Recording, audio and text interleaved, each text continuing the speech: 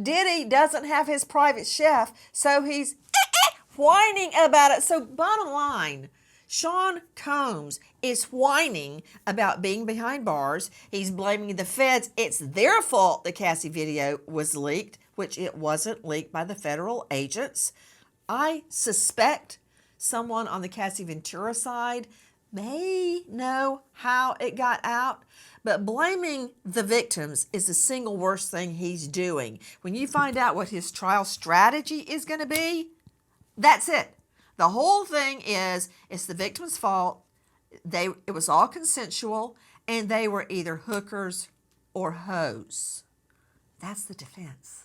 Mark Agnifilo claims he has interviewed multiple sex workers involved in Diddy's freak-offs, and the consensus is nothing ever seemed non-consensual. Agnifilo asserts the witnesses say no one was too drunk or too high to understand what they were doing. However, even in the case that victims did agree to participate, the state may argue Combs's exorbitant wealth and extreme power made victims feel like they had no choice but to comply. They're essentially saying it's a lubricant for an orgy. I guess. I don't know what you need 1,000. One bottle of baby oil goes a long way. I don't know what you need 1,000 for. I mean, he has a big house. He buys in bulk. You know, I think they have Costco's in every place where he has a home. I mean, have you sat in a parking lot of a Costco and see what people walk out of there with? Not 1,000 bottles of baby oil. I don't think it was 1,000. I think it was. Let's just say it's a lot. Okay. How did Harvey Levin keep himself from laughing right there? That clip is from our friends at TMZ, and there's a class that they need to offer at law school. It's called Sit Down and Shut Up. Lawyers cannot shut up. They just can't. So why Agnifilo engaged with Levin, who is also a lawyer? Well, that was just stupid. Okay, there's really not a nice way to say it.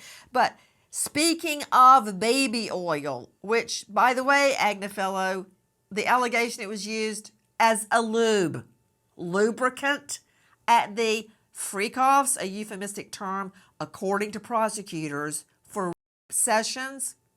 All right, let's bring it all home here. We can snicker all we want to at Diddy whining behind bars or Agnifilo sticking his foot in his mouth. But what we're talking about are new and recent charges that Combs and or his staff laced the baby oil with the date drug.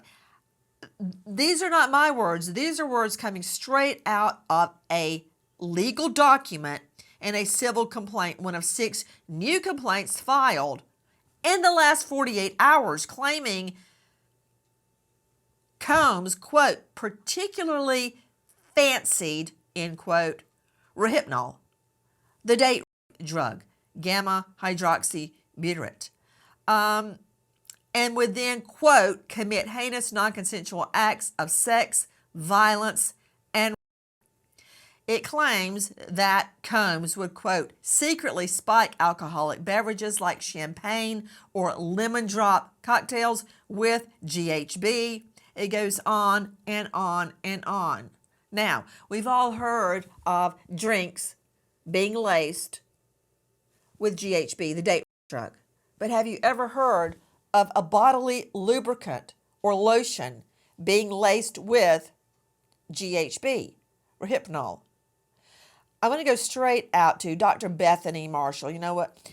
We had a good time making crying sounds, or I did. But now I want to talk about what this means. Now, the concept of lacing a body lotion with GHB, that's going to be new to a lot of people. And you say, how does that work? Is that like rubbing a baby aspirin on your arm and expecting your headache to go away? Wait. Think about cannabis oil, all right? Oil infused with the main ingredient of pot. And by all accounts, it works. It's even medicinally prescribed. All those doctors can't be wrong, Dr. Bethany. What do you make of this legal allegation that has emerged in the last 48 hours?